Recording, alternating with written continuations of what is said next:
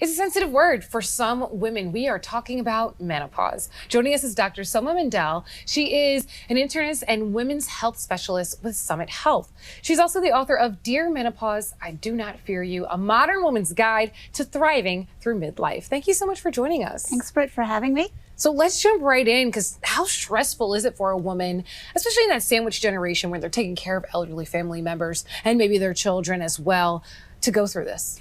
It's very stressful. And this whole thing was born out of, going through this myself a few years ago when I was taking care of my mom, and my daughter was only a toddler at that point. And I was coming across situations where I would have to travel back and forth.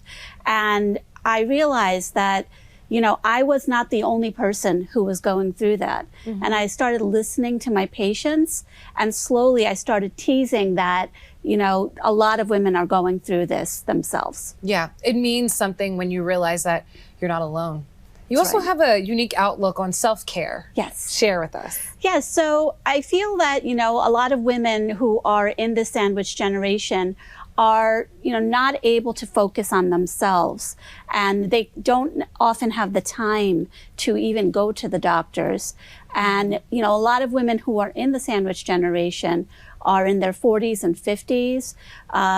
And because they're stuck in this, segment of life, they can't afford to figure out when to do proper screenings, what they're at risk for, and how to take care of themselves.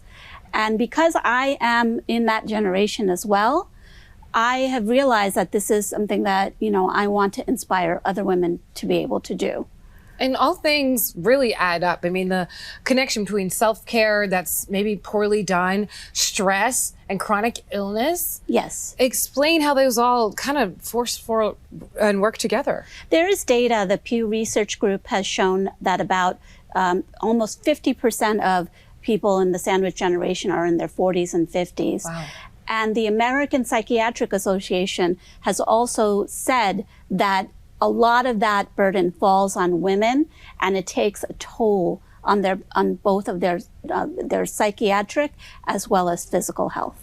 Yeah, and you might not even realize it, because women in the sandwich generation, they got so much going on. They don't realize that they're under significant stress. Yes. Or that this increases their risk for chronic disease. What are some of the warning signs that they can start looking out for? That's the thing that's difficult, that there are not always warning signs. Mm-hmm. So, for example, heart disease does not always have a warning sign for women.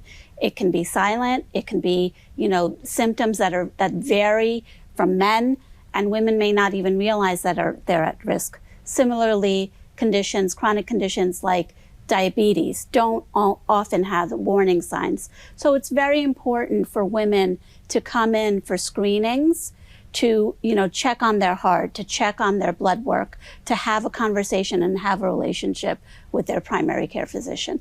And what is the long-range impact and longevity on quality of life? It definitely affects quality of life, because as you can imagine, these women are, kind of struggling to, figure out how to take care of themselves and take care of their loved ones, including their children. So it takes a toll on their mental health.